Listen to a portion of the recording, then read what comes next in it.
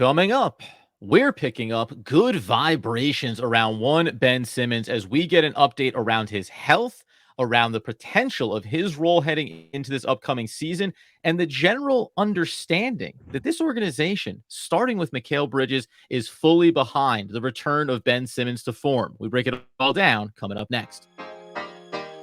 You are Locked On Nets, your daily Brooklyn Nets podcast. Part of the Locked On Podcast Network, your team every day.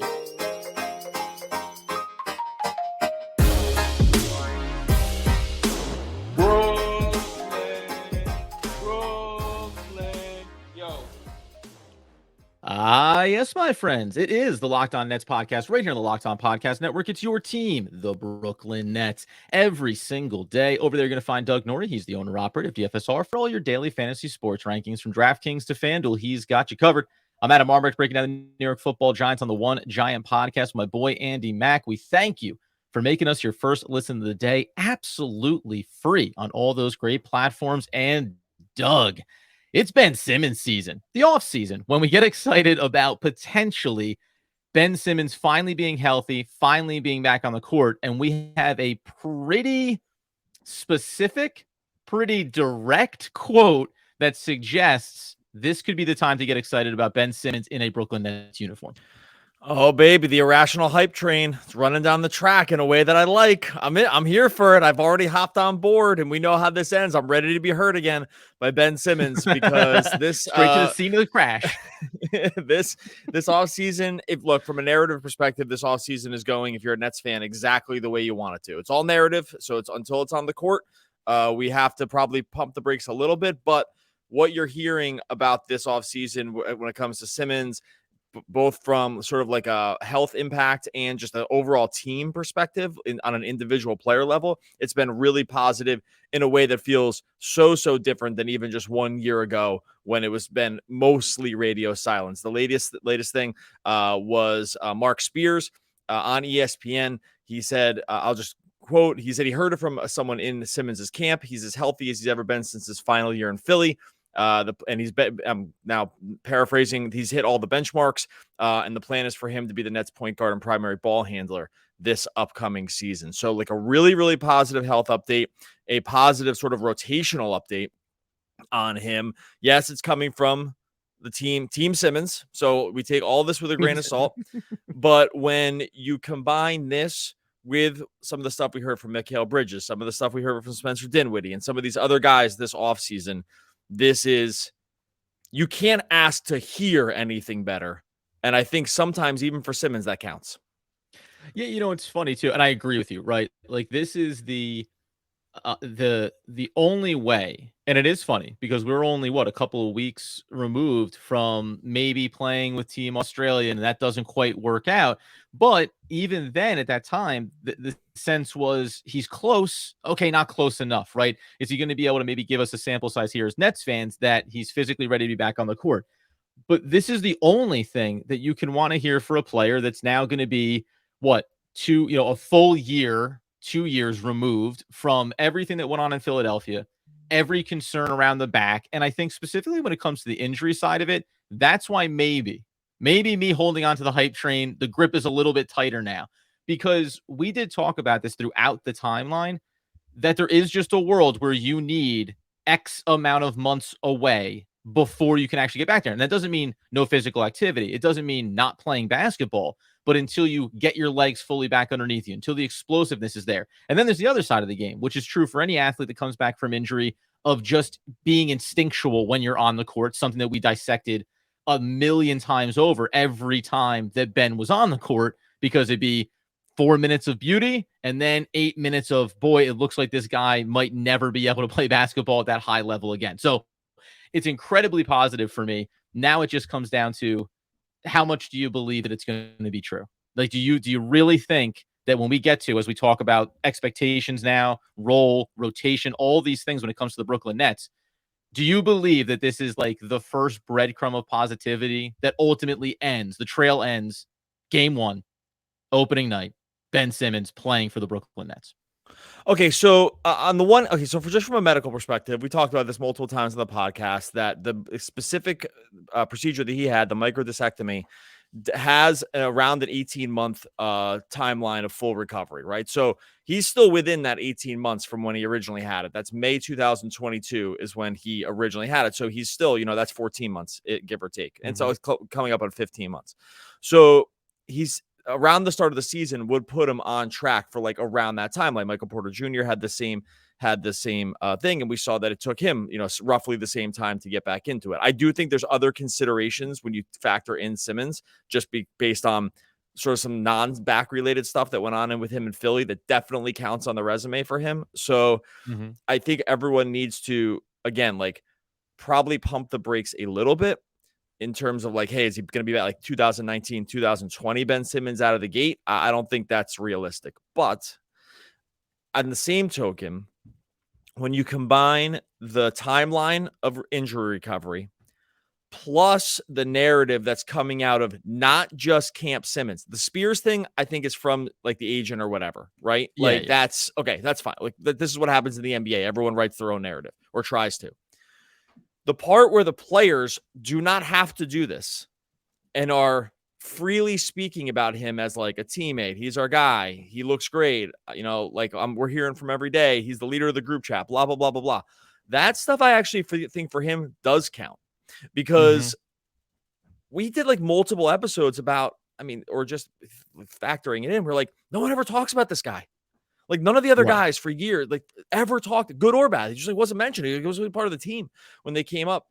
And I just think that like that narrative shift really does count for him in a way that I'm sure some people out there will be like, oh, you're letting this happen again to you. And like, he's just going to disappoint you. Maybe, but there's no denying. There's no denying that the tone here is different than it has been since he's been with the Nets, right? Like, I don't think there's any case against it. Like, this is just very, very different. You and I follow this as closely as you possibly can when it comes to quotes and players and this stuff.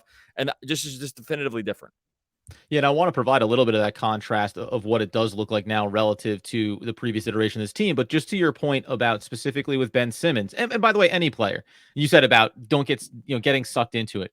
Whether or not at the highest level of athletics, you should be, impervious to people that doubt you or don't think you're capable of or aren't supportive of you. Maybe you should be, right? Because there's only a finite percentage of human beings that can do what you do at this level. Also, though, Ben Simmons, and this is not a knock or a negative. Ben Simmons seems like a guy that could use that boost, that could use the sentiment from those around him that we think you're going to get there, that we believe in you, that you can be a big part of this team. And whether or not you think he should need that, some people do. Some personalities have that in them. And by the way, maybe arguably the best benefit to that is that it means you can build him up. Like you can build up his confidence. It's not solely predicated on whether or not the health benchmarks are being passed for him or whether or not he feels like he could go out on the court and play basketball. It actually is about having dudes on your team be like, yeah, we can't wait. We're excited. We believe that he can get back to that form. Coming up here in a second, we'll highlight not only what it felt like maybe, 6-8 months ago for Ben Simmons as a Brooklyn Net and where he fits in potentially with this rotation going into the season.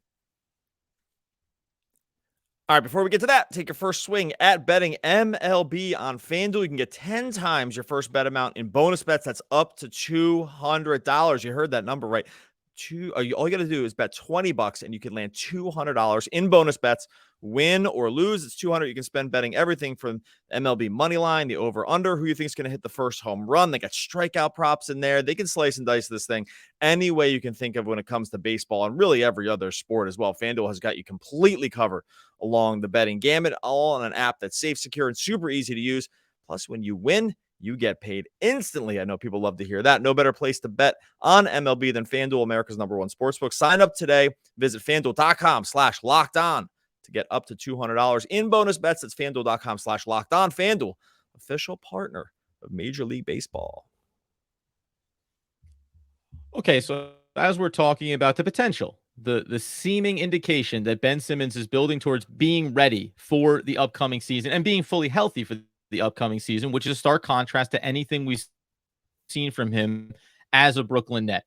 The one note I'll make here before I do want to contrast where things were in the superstar era of Brooklyn for Ben Simmons, but also Mikal Bridges, I thought one of his best comments on the Paul George podcast was when he was saying, we're supportive of him, paraphrasing. We want him to be out there, want to be hooping. We want him to take a ton of shots. We want him to miss a ton of shots and then keep taking shots. Like, it's cool. It's all right if you F up. Like, just keep grinding, just keep going. One of the side, I think, notes of this Ben Simmons situation of the Nets off season is that Mikal Bridges as a personality and as a profile is growing, obviously, because he's the face of this franchise now for the Nets.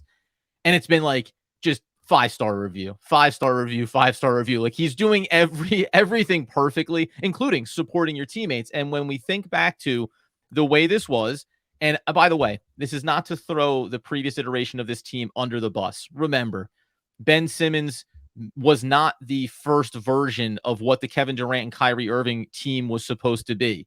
They went for James Harden. It didn't work out. They had to make a deal. They thought Ben Simmons could fit in this piece.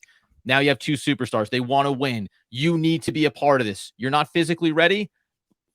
WTF, right? Like, there's going to be a pressure that mounts there.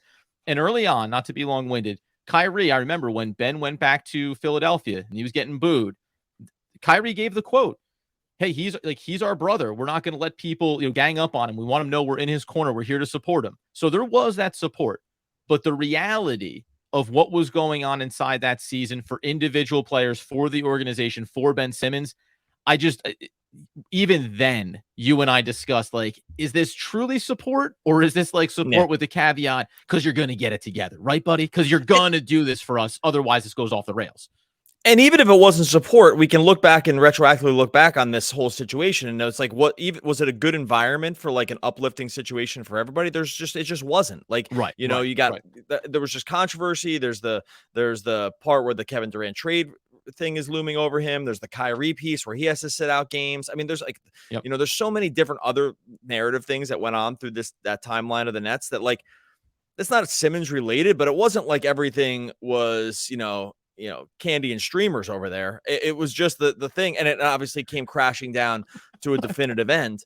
But by the way, just real quick, do you remember Media Day from last year? Like, think about we went nuts and we made a bunch. We went nuts and made a bunch of Ben Simmons bets based on it, right? Like, yeah. Speaking of drinking the Kool-Aid, and it was everybody though. Remember, like, Kyrie came in, he was like, "Good to see you, fellas. Love everybody. We're gonna have some good times this year, aren't we?" Ben Simmons was like, "I'm on it, guys. We are good to go." It was like championship. Oh, it was like Ben Simmons to lead the league in assists, Kyrie Irving to lead scoring leader. I mean, I should go back. I don't want to go back and look at the roles, but like there was multiple things that came out of that. And so if we're trying to temper our excitement here, we probably should go back and look at sort of what we did, not even a year ago based on narrative also. But I think the situations are definitely different. And one specific situation and this will kind of lead into the Nets rotation piece of this, like what this looks like for them, is that like I think what's important for Simmons too, to some degree, and maybe for all of these guys, is that the expectation levels have definitely leveled and changed this year compared to where we were last year. Last year, it was sort of championship or bust, right? Like, you have Kevin Durant, you have Kyrie Irving. This team is built to win championships, and that's the expectation. It's just not the expectation now. Now it's we're growing, we got a little younger. Let's see what we have. There's probably some moves coming in the future. This is going to be a stopover year.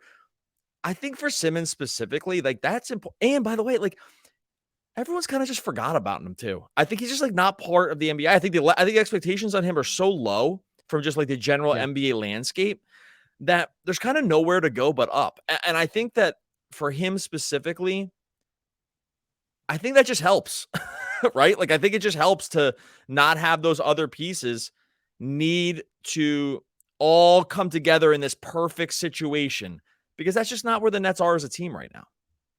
Yeah, and it's funny too, because you could make a very strong case that regardless of health, say if Ben Simmons was 100% healthy at the time of the trade, arguably coming to a team like that version of Brooklyn was the worst case scenario, right? Like, you are bottoming out in terms of opinions in Philadelphia. Nobody thinks that you can do it. You're shying away from the big moments. You don't fit in with these pieces, X, Y, and Z. And then you go right into another high pressure situation where expectations are championships, right? Like, and you can think about a lot of examples of players like this throughout the NBA, where it's like sometimes going to a place, to your point, where like no pressure, come in, acclimate for this season, and then we'll see where we are in the offseason and see how things are looking, right? There wasn't an opportunity for that. It was immediately, well, what can he be? What can the impact be? Can he replace what the Nets thought they had with him was James Harden? How can we make sure that they still get back to the playoffs? He needs to be an all-NBA defensive player again, right? Like everything became, and we were a part of that because we were looking at it through the lens of championships. It was, boy, if Ben Simmons isn't, by the way, if he's not going to be this, if he's not going to be that, if he can't do this, if he can't do that, then the Nets are not going to be a championship level team, right? And while those are fair criticisms of his game, it's pretty brutal to have it be the only thing we're going to talk about is what you're not doing enough of, because what you are doing will never meet expectations of what we need, right? And by the way, when you sign that contract, when you sign the huge contract, that is part of the deal. So I think all the expectations on him were founded at that time. When you sign up for that money and you take the deal, part of the agreement here, the tacit agreement, is you're going to be among the best players in the league. And when you are not, everyone's going to be able to hold out, reserve the right to sort of be disappointed with it. That's part of earning $35 million a year in the NBA. You know what I mean? Like, and that's just it. Like, I don't make the rules on that. That's just what it is. And so I agree with you that, like, I think all those expectations were also warranted. Like, no one should let him off the hook. And he had injuries, and there was mental health stuff, and there was a bunch of other stuff going on. So I think that, like, on a high level, I don't think he got treated like unfairly by any means. I just think that now the situation is different. And I think that the context has completely changed. So, and I think for him, for better or for worse, like, that's just going to probably help, even though I would never go back and say, like, oh man, he got a bum rap. He didn't get a bum rap. Everything happened, and their expectations are high when you make that amount of money. If you stink and you make $35 million a year, your team cannot make up for it. That's it. The math doesn't work. There's no fixing it with maybe a veteran minimum could go ahead and make up the difference of production here from this player. Before we do get into this, the rotation where we think he fits in the impact, because there's actually a couple of key players inside the roster, guys that we've talked about in the last couple of weeks that actually matter in this in a big way. Just to remind everybody, like, for whatever he was not, which is, not nearly enough shooting, obviously, getting at the basket, finishing at the rim, just being aggressive in those types of things. 7 points. That's the big difference coming over to Brooklyn, obviously, after being a double-digit mid-teen scorer his entire career.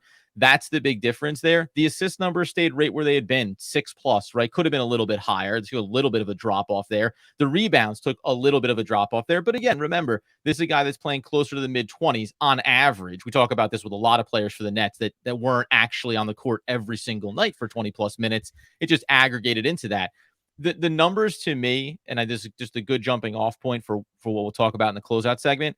Like, I don't have to squint hard and see that he's not far away from being a version of that player. Now, the eye test tells you the aggressiveness wasn't there, right? And some of the decision-making wasn't there. He was a step slow defensively, which there's some rust to knock off there around the injury.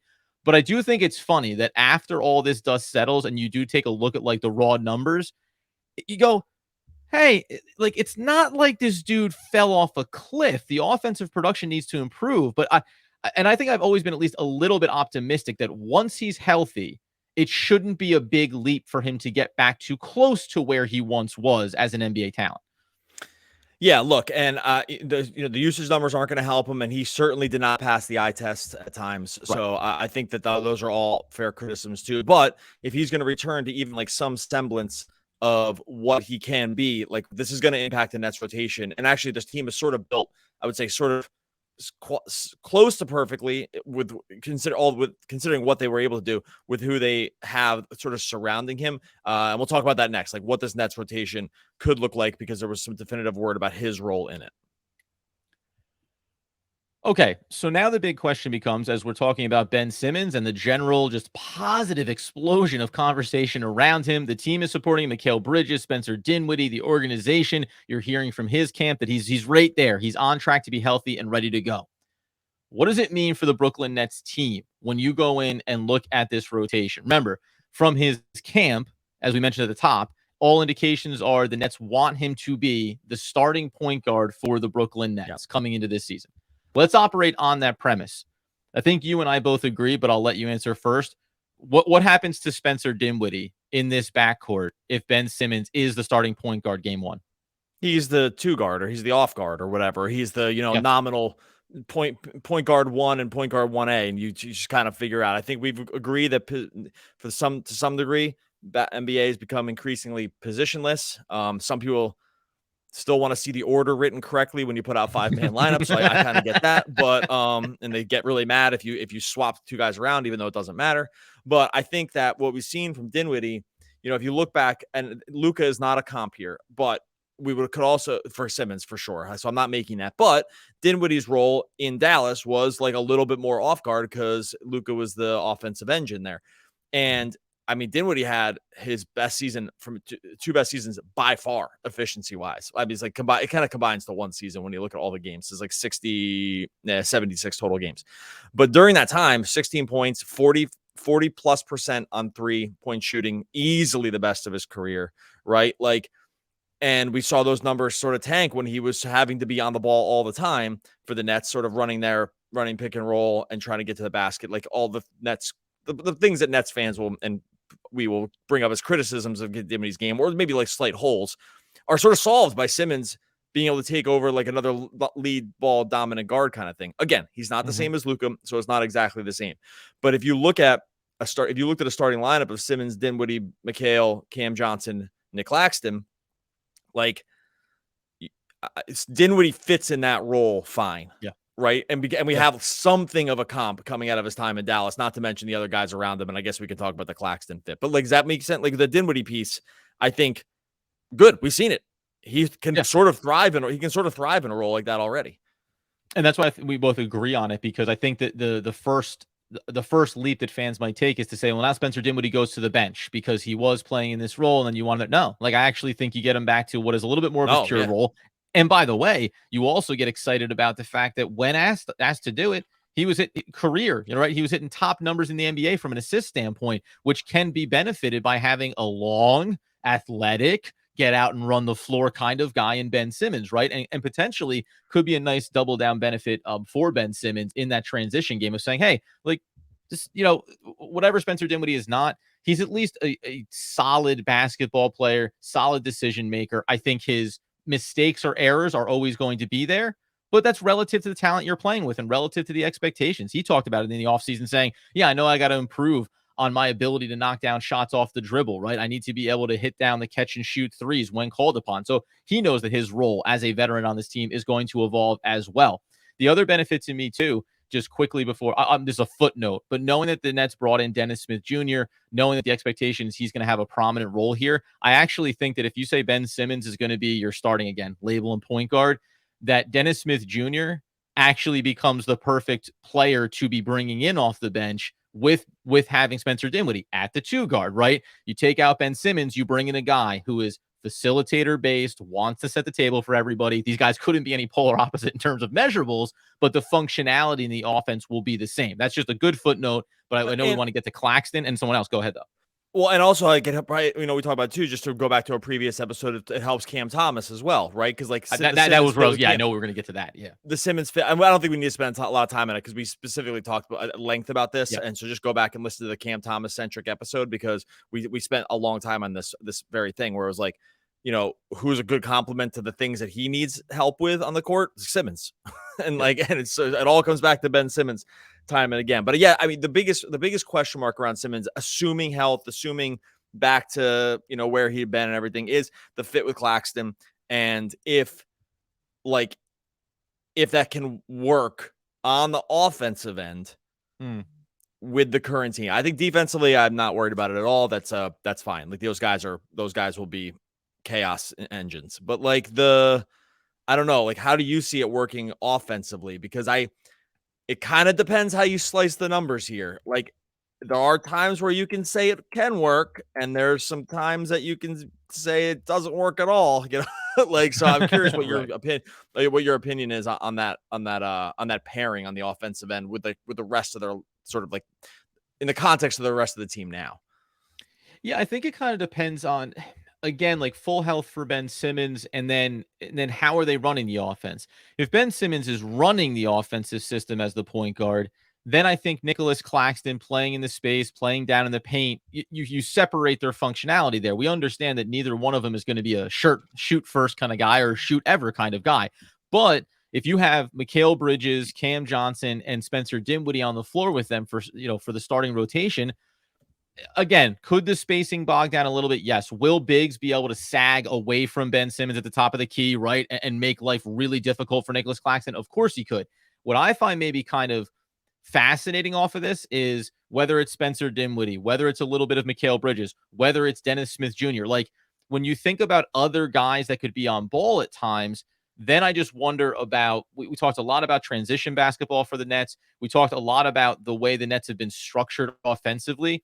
If you have a lot of off-ball movement for Nicholas Claxton and Ben Simmons, I think you can still create a pretty high level of chaos. There's always going to be an opportunity for Claxton or Ben Simmons to potentially be attacking an undersized, weaker defensive matchup.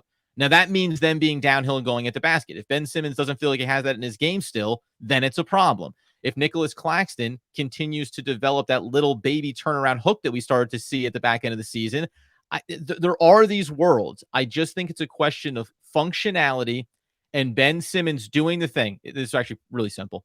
Will Ben Simmons do what he didn't do last year when we saw him? Get the ball, have the space in front of him at the top of the key, and drive like a bull in a china shop at the basket. Ben Simmons does that. Everything is okay. It all opens up. Defenses have to start going out on him on the perimeter. The spacing kind of corrects itself. If he doesn't do that, then it could be a mess. I got there.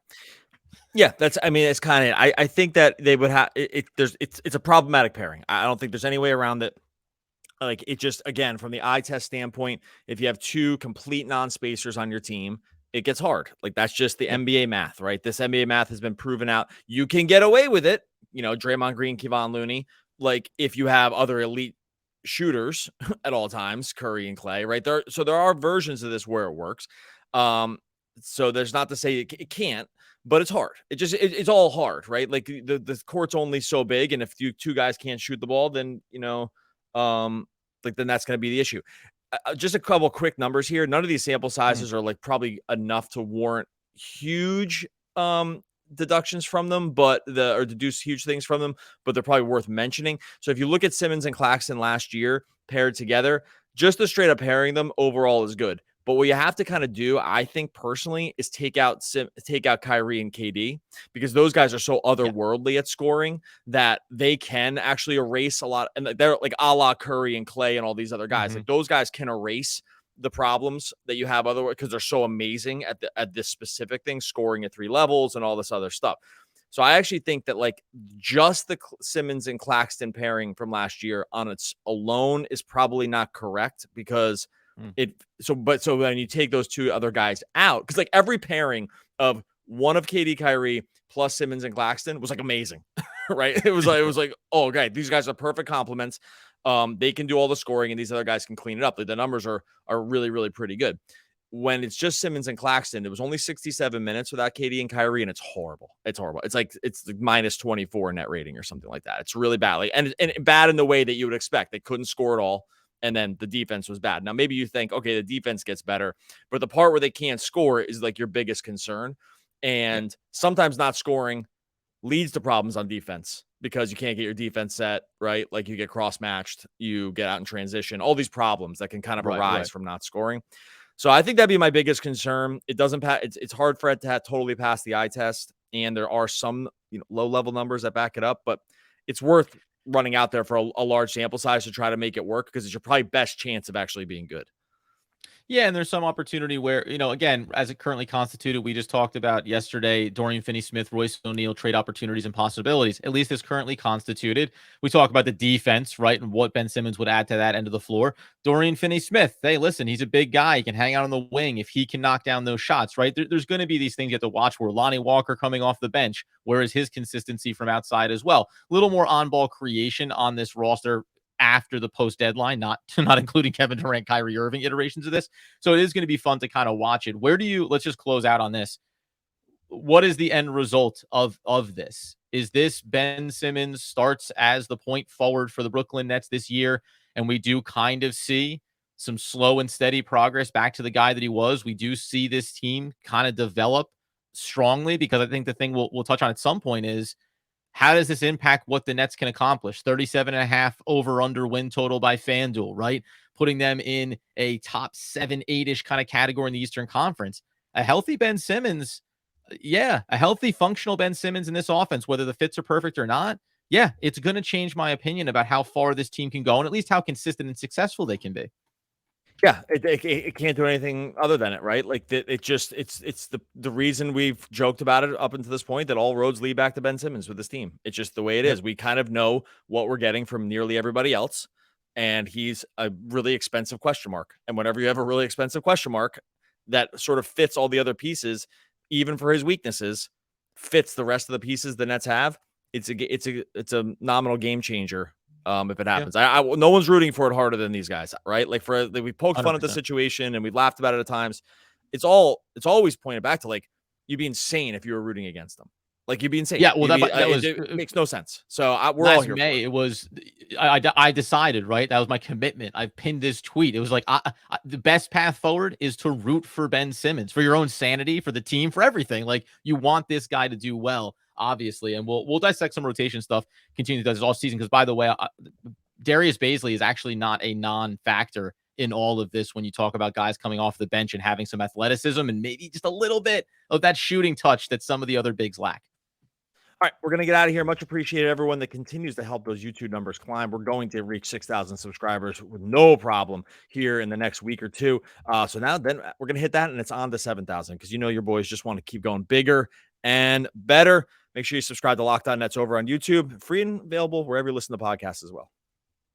If you're not happy without it, you'll never be happy with it. That's John Candy from Life.